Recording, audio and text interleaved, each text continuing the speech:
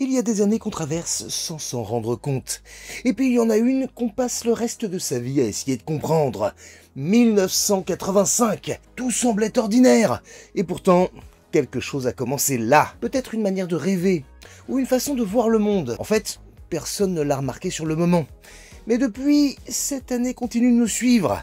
Dans nos films, dans nos chansons, dans nos jouets et dans nos souvenirs les plus flous. Pas le moment, c'est pas le moment, on n'a pas le temps, allez! C'était une époque où tout semblait possible, où la technologie faisait encore rêver, où la télévision paraissait infinie, et où chaque nouveauté semblait venir d'un autre monde. Les enfants jouaient avec des robots en plastique, les ados découvraient le rock sur cassette, et les adultes parlaient déjà d'un futur connecté. Daniel, tu es la fête, tu es la joie, tu es immortel, etc. En 1985, on croyait sincèrement que le progrès allait tout arranger. On pensait que la bonne volonté, la science et la musique allaient tout bonnement changer la planète. Et moi, pendant ce temps-là, je venais d'ouvrir les yeux. Je ne savais pas encore que toutes ces images, tous ces sons allaient finir par façonner ma manière de voir la vie. 40 ans plus tard, je me rends compte que la plupart des choses que j'aime, les jouets, les séries, les films, la musique, ça vient de là. Cette année précise où tout a basculé sans qu'on le voie. Alors pour mes 40 ans, j'ai voulu remonter le temps. Pas pour célébrer, mais pour comprendre pourquoi cette année en particulier continue-t-elle de briller dans nos mémoires comme un vieux néon qui refuse de s'éteindre. Et surtout, était-ce vraiment la meilleure année? C'est ce qu'on va découvrir dans cette nouvelle vidéo Archéo Toys. Alors abonne-toi, mets la cloche et lâche ton meilleur pouce bleu. On est parti pour un voyage dans le temps. Et cette vidéo vous est présentée par Hobby Genki. Vous commencez à les connaître, Hobby Genki, c'est la boutique de VPC japonaise la plus cool de l'archipel. Comme ils sont sympas, ils vous proposent 500 yens de réduction sur votre prochaine commande avec le code Archéo 2025. Cartes Pokémon, Mafex, Kotobukiya, vous y trouverez les produits les plus exclusifs du Japon. Mais Hobby Genki, c'est aussi des prix défiant les hommes et les dieux. Grâce aux Weekend Deals, avec des réductions qui descendent jusqu'à moins 70%. Envie de voir les figurines avant de craquer? Pas de soucis, car Hobby Genki, c'est aussi une chaîne YouTube, TikTok, un Instagram, un Twitter, où il diffuse régulièrement des unboxings de folie. Et si vous avez peur de commander à l'autre bout du monde, pas trop d'inquiétude, parce que le SAV est intégralement dans la langue de Bernard Minet. Bref, que ce soit pour votre anniversaire ou pour Noël, n'hésitez plus à aller jeter un coup d'œil chez Hobby Genki, parce que vos vitrines vous diront merci. Mais trêve de réclame, revenons à notre voyage dans le temps. C'est souvent dans les rayons jouets que se cachent les rêves d'une époque. On y lit ses espoirs, ses obsessions et ses héros. Et en 85, ces rêves ont la forme de vaisseaux en plastique, d'un camion qui se transforme, ou encore d'une princesse avec une épée magique. Mais cette année-là, c'est surtout un silence étrange qui s'installe dans la culture pop. Les figurines Star Wars disparaissent peu à peu des étagères. Oui, après quasiment 10 ans de règne, Kenner met fin à sa gamme de figurines. Les enfants ne le savent pas encore, mais c'est la fin d'une ère. Depuis 1977, Star Wars avait tout changé. Des jouets de 10 cm, des vaisseaux miniatures, et surtout un univers qu'on pouvait continuer chez soi. Mais bon, en 85, la magie s'essouffle aussi vite qu'un Ewok. Les ventes chutent, les stocks s'accumulent, et le Faucon Millennium restera en vitrine, tandis que les sabres laser s'éteignent un à un. Les dernières figurines, les fameuses Last 17, tant recherchées aujourd'hui, vont carrément finir par être soldées dans les bacs de chez Tati. C'est donc la fin d'un empire. Et pourtant, le vide qu'il laisse derrière lui va bientôt être comblé par une nouvelle génération de héros. Parce que 85, c'est l'année où les voitures apprennent à se transformer de bien des manières. Chez Kenner, on va passer très vite de la force au moteur. Le mot d'ordre, c'est Mobile Armored Strike Command, ou tout simplement Masque. Masque présente le ciel en feu. Switchblade, c'est le nom terrifiant que Mem a donné à son hélicoptère-avion. Mais je ne m'appelle pas Tracker pour rien. Et Rhino, mon camion transformable, a lui aussi des armes secrètes. À l'attaque! Masque, tous les coups sont permis. Des véhicules futuristes, des transformations mécaniques, des casques aux pouvoirs spéciaux, chaque jouet a sa fonction, son secret, sa mission. Il leur faudra au moins ça pour vaincre les vilains de Venom. Porté par un dessin animé, Masque devient un phénomène instantané. Les publicités télé promettent des combats spectaculaires, et dans les cours de récré, les voitures volent au-dessus des ballons. Les figurines sont petites, articulées, parfaite pour tenir dans les véhicules. Et chaque boîte raconte une histoire presque complète. Le bien, le mal, la mission du jour. En fait, en 85, le jouet n'est plus un simple objet. C'est un scénario miniature. Un film qu'on peut tenir entre ses mains. Et pendant que Matt Tracker rugit sur les tables d'école, une autre révolution transformable traverse l'Atlantique. Oui, les Transformers arrivent enfin officiellement en France. Distribué chez nous par MB, racheté entre-temps par Hasbro, ils s'accompagnent d'un dessin animé diffusé sur Canal+, et eux aussi deviennent immédiatement cultes. Et pourtant, ces robots japonais viennent d'univers totalement distincts. Ils ont été repris par le géant américain Hasbro pour créer une licence à part entière, sortie l'année précédente outre-Atlantique. Mais de nombreux petits Français ne manqueront pas de remarquer que ces véhicules hors du commun étaient déjà vendus chez nous sous le nom de Diaclone. La chute de l'empire du jouet du baron Rothschild permettra à Optimus d'arriver officiellement chez nous. Attaque des Decepticons, Optimus Prime, le chef des Autobots, transformation. Combat des chefs, Autobots contre Decepticons, Megatron. Terrible duel, qui va l'emporter? S'il porte ce blason, c'est un Transformer. Et si la série pêche parfois par ses graphismes un peu cheap, pour la première fois, un jouet parle aux enfants presque comme à des adultes, avec des valeurs, une morale, que dis-je, une destinée. Parce qu'avouons-le, Transformers, c'est l'idée la plus forte de la décennie, faire croire que la technologie a une âme. Et en 85, cette idée devient une réalité dans les chambres d'enfants du monde entier. Mais bon, pendant ce temps-là, chez Mattel, une autre révolution s'écrit, plus inclusive. Après le succès colossal de Musclor et les maîtres de l'univers, la marque veut ouvrir son royaume à tous les enfants, y compris les petites sœurs. Alors en 85 apparaît She-Ra, la princesse du pouvoir. Elle fait sa première apparition dans le film Musclor et le secret de la licorne, sorti à l'automne. Produit par Filmation et Mattel, ce long métrage introduit son histoire, son monde et son arme magique. Puis le film sera découpé en 5 épisodes pour lancer la série She-Ra la même année. Mais ce qui va marquer, ce sont ses jouets. À Etheria, une légende raconte que l'épée du pouvoir ne sera soulevée que par la plus belle femme du royaume. Sur son cheval Tempête, voici la féline Catra. Rien à faire. Chevauchant Éclair, apparaît alors la noble Adora. Par cette épée, Adora se transforme en She-Ra, la princesse du pouvoir. Éclair devient Fougor, la licorne volante qui l'emmène au palais du pouvoir. Mais la jalousie est entrée à jamais dans le cœur de Catra. Le règne de la princesse du pouvoir a commencé. Parce que c'est la première héroïne d'action créée pour rivaliser avec les héros masculins. Alors oui, on peut la coiffer, mais elle brandit une épée, mène ses compagnons d'armes et affronte le mal avec courage et élégance. Son univers mêle fantaisie et science-fiction, on aura le droit à des châteaux translucides, des cristaux magiques, des licornes ailées, de quoi séduire à la fois les petits garçons et les petites filles. She-Ra, ce n'est pas un simple dérivé de Musclor, c'est un symbole.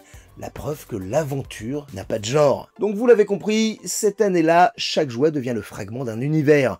Une figurine, un générique, une publicité, un rêve. C'est la première fois qu'une génération entière va apprendre à vivre dans la fiction en continu. Mais ironie du sort, certaines séries finissent par effacer les jouets qu'elles étaient censées vendre. C'est le moment où les fabricants découvrent que parfois, le rêve dépasse le produit. Impossible de ne pas parler de Jace et les Conquérants de la Lumière.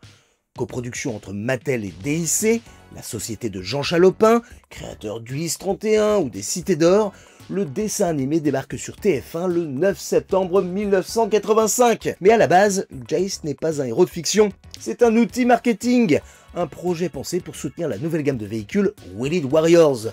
Mais très vite, la fiction dépasse la promotion. Jace, jeune aventurier parti à la recherche de son père, parcourt la galaxie avec Flora, Herc, Gillian et le robot Hoon, histoire d'affronter les redoutables monstres aux plantes, des créatures mi-métal, mi-végétales, nées d'une expérience ratée.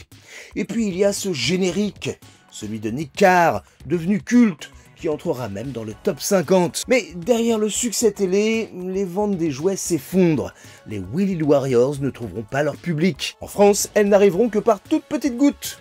Et sans jouets à vendre, Mattel coupe les fonds. Résultat, la série s'interrompt brutalement. Pas de finale, pas de retrouvailles avec son père.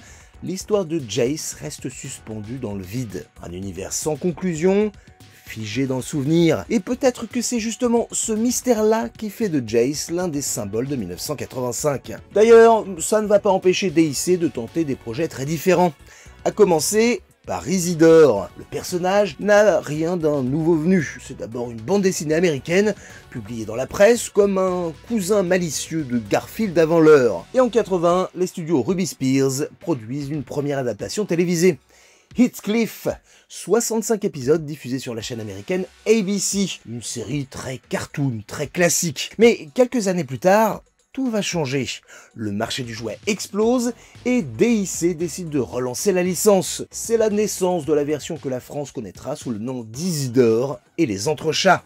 Chaque épisode est diffusé en 2 parties. Une dédiée à Isidore, le charroux glouton malin et débrouillard, et une autre à Riffraff et sa bande de chats des rues qui vivent dans une casse auto. Eux ont été créés pour l'occasion. Mais le plus fou, c'est que les 2 univers ne se croisent presque jamais. Et pourtant, la formule fonctionne. Une moitié très cartoon, une moitié à la cool, 2 facettes d'un même monde félin. Mais bon, derrière la bonne humeur du dessin animé, il y a une stratégie industrielle plutôt bien pensée. Parce que la production est en partie financée grâce aux fonds apportés par Bandai, qui détient alors les droits de fabrication et de distribution des jouets dérivés Isidore. Et pour Bandai, c'est une percée dans la télé américaine, même si le résultat sera loin des espérances. La gamme de jouets, et notamment la fameuse voiture transformable de Riffraff, ne seront distribués essentiellement qu'en Europe, dans des pays où le Heathcliff des bandes dessinées est totalement inconnu. Résultat, ils sont devenus aussi rares que chers. Mais ça n'empêchera pas Isidore de devenir un classique. Dans un monde saturé de machines et de super-héros, il incarne encore le quotidien, le goûter après l'école. Mais ce n'est pas fini, parce que l'une des plus grandes révolutions de 85, elle vient du côté des paillettes. Cette année-là, Hasbro décide d'attaquer Mattel sur son propre terrain, celui de la poupée mannequin. Sauf qu'à la place d'une figure parfaite et silencieuse, Hasbro va créer Jem, une héroïne pop, orpheline le jour et star holographique la nuit grâce à un super ordinateur. Et rapidement, Jem et les hologrammes débarquent à la télé. C'est coloré, électrique, rock'n'roll. Chaque épisode est une comédie musicale sous acide, portée par des héroïnes fortes et indépendantes. Mais derrière la série, il y a aussi une guerre économique. Les poupées Jem sortent simultanément dans les magasins. Tu peux la coiffer comme tu veux. Elle, ses 3 amis les hologrammes et son fiancé Rio. Leur chevelure démente étincelle sous les feux de la scène. Rose, violet, rouge, bleu. Jem, la poupée star des filles d'aujourd'hui. Jem. Et elles sont plus grandes et plus audacieuses que les Barbie. Mais elles ont un défaut majeur. Leurs vêtements ne sont pas compatibles avec ceux de la concurrence. Un choix stratégique de Hasbro, pensé pour enfermer le consommateur dans son propre univers. Mauvais calcul. Face au stock de fripes que les familles ont amassé en 3 décennies, nombreux sont déçus de cette poupée trop grande. Alors, les ventes chutent et la série s'arrête en 88. Et pourtant, Jem reste culte, parce qu'elle a osé faire ce qu'aucune autre n'avait tenté avant elle. Donner aux filles une héroïne de fiction qui leur ressemblait, capable d'être brillante et surtout imparfaite, mais libre. Et pendant qu'on chantait ses refrains, un autre monde, lui, s'apprêtait à marquer la culture à jamais. Le grand écran. En 85, les salles de cinéma sont comme des machines à remonter dans le temps. On y rit, on y rêve et on y oublie le monde. Cette année-là, l'imaginaire s'invite partout, dans les châteaux, chez les Gaulois et jusque dans une DeLorean. Chez Disney, 85 devait être une renaissance. Le studio parie tout sur Taram et le chaudron magique, un film sombre, très ambitieux et l'un des premiers films d'animation Disney tournés en 70 mm. Mais l'audace va virer au cauchemar. Le ton, trop macabre, effraie les parents. Les projections tests sont désastreuses. Plusieurs minutes sont coupées juste avant la sortie. Résultat, un échec cuisant.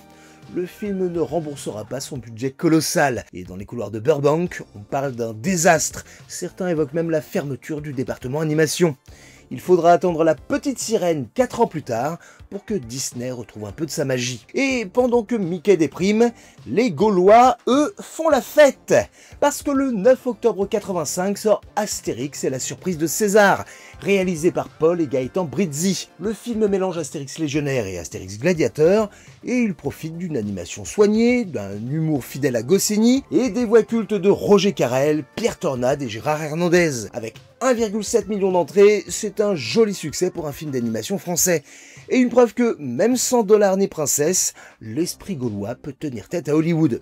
D'ailleurs, si vous aimez Astérix, j'ai sorti une vidéo sur le sujet la semaine dernière, le lien est dans la description. Mais revenons à l'été 85, avec un ado en jean, une guitare et une voiture qui dépasse les 88 miles à l'heure. Retour vers le futur, réalisé par Robert Zemeckis et produit par Steven Spielberg, débarque à la manière d'une comète. Mais peu de gens savent que le film a failli ne jamais voir le jour tel qu'on connaît, parce que le tournage avait commencé avec Eric Stoltz dans le rôle de Marty McFly. Non, vous ne rêvez pas, le tournage avait déjà démarré depuis 6 semaines quand Zemeckis et Spielberg réalisent que quelque chose cloche. Eric Stoltz est trop grave, trop dramatique. Alors ils vont prendre une décision totalement folle. Tout recommencer. Et Michael J. Fox est appelé en urgence, alors qu'il est en train de tourner la sitcom Family Ties. Ses journées se terminent à minuit, et il file aussitôt sur le bateau de Zemeckis pour tourner jusqu'à l'aube. Certains soirs, il s'endormira même entre deux prises. Épuisé, mais heureux d'être là. Et pourtant, le résultat est magique. Michael J. Fox apporte cette énergie, ce sourire, ce rythme qui vont transformer un simple film de science-fiction en une parabole universelle sur le temps et les regrets. Retour vers le futur devient un phénomène planétaire, propulse Michael J. Fox au Randicone et transforme la DeLorean en un véritable mythe roulant. En France, c'est également un triomphe. Le public découvre qu'on peut parler de science-fiction sans tomber dans les poncifs du genre. Et pendant que Marty McFly joue avec le temps, l'Hexagone découvre les couches et les biberons. Parce que oui, en octobre 85 sort 3 hommes et un couffin, réalisé par Colin Serrault. 3 célibataires qui découvrent un bébé abandonné devant leur porte. Ici, pas de chevalier en armure, pas d'effets spéciaux, juste une idée simple. 3 hommes confrontés à la tendresse. Porté par Roland Giraud, André Dussolier et Michel Boujna, le film devient un véritable phénomène social. Plus de 10 millions d'entrées, une caméra d'or à Cannes et même l'Oscar du meilleur film étranger en 86. Chez nous, il dépassera même Rambo 2, Terminator, Rocky 4 et Retour vers le futur. Ouais. Rien que ça. En fait, 85, c'est l'année où le cinéma parle à tout le monde, aux rêveurs, aux parents épuisés. Chaque film raconte une manière différente d'aimer le présent, ou d'essayer de le réparer. Une idée qu'on retrouvera jusque chez les disquaires. Parce que cette année-là, la musique dépasse les modes. Elle devient un cri, un espoir, un collectif. C'est la première fois que les artistes du monde entier vont se rassembler pour sauver d'autres vies. Tout commence le 28 janvier 85 à Los Angeles. Dans un studio, les plus grandes stars de la planète se réunissent. Michael Jackson, Lionel Richie, Bob Dylan, Bruce Springsteen, Stevie Wonder, tous sont là pour une chanson écrite en urgence, destinée à récolter des fonds pour lutter contre la famine en Éthiopie. Le titre ? We Are the World. Et on raconte qu'à l'entrée du studio, un panneau prévenait les stars du ton du projet. Laissez votre ego à la porte. Ce sera plus qu'un hit, ce sera un symbole. La chanson sort enfin en mars 85 et s'en vend à plus de 20 millions d'exemplaires. C'est un hymne planétaire, on la chante dans les écoles, dans les stades, sur les plateaux télé, dans les voitures. Et forcément, quelques mois plus tard, le 13 juillet 85, le monde entier se connecte à un même concert. Le Live Aid se déroule simultanément à Londres et à Philadelphie, devant près de 2 milliards de téléspectateurs. C'est la première fois qu'un événement musical est diffusé en direct à une telle échelle. Queen, U2, David Bowie, Madonna, Phil Collins, tous vont monter sur scène et au milieu du show, Freddie Mercury électrisera Wembley avec un moment suspendu pour l'un des plus grands concerts de l'histoire du rock. Le Live Aid va récolter à lui seul plus de 125 millions de dollars et il entrera dans la légende. Mais surtout, il change la manière de penser la musique. Désormais, une chanson peut changer des choses.